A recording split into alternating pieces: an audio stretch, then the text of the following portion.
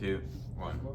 Have you ever seen a movie or read a magazine where the person is almost inhumanly muscular?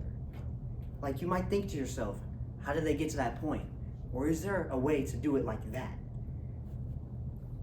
Most of the models and actors you see in media use drugs called steroids.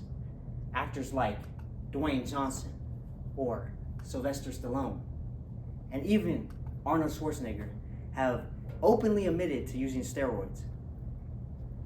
Now, you might be wondering, what is this guy talking about? What are steroids?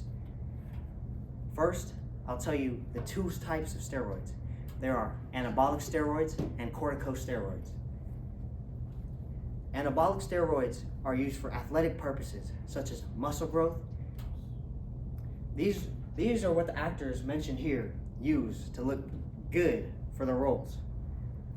And the other type of steroids are corticosteroids, which are used for medical purposes. This can include muscle recovery after surgery or even disease treatment. These steroids may sound beneficial, but they both come with ups and downs. Starting with anabolic steroids. The benefit of anabolic steroids is increased muscle growth. You might be thinking, how does that work, mister? Well, anabolic steroids work to eliminate a molecule in your body called cortisol. Here is what cortisol looks like, the chemical breakdown. And it eats away at proteins and fats in your body to limit them. That is why it takes many athletes longer to train up to a certain point than people who use steroids. According to the National Institute on Drug Abuse and the United States Drug Enforcement Administration, these steroids are the quickest way to build muscle, but they can cause mood swings, inflammation, hormonal failure, and even damage your liver. Now that I've informed you on the positives and negatives of anabolic steroids, let's talk about corticosteroids. Corticosteroids are used for medicinal purposes.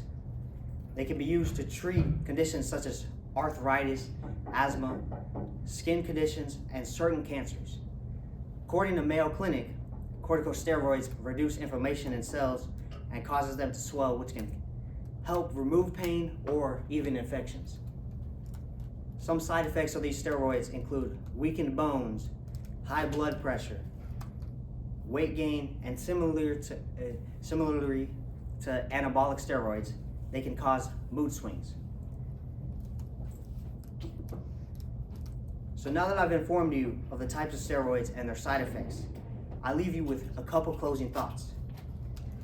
The two types of steroids, anabolic and corticosteroids, both have pros and cons. Anabolics being for athletic purposes like muscle growth and strength recovery.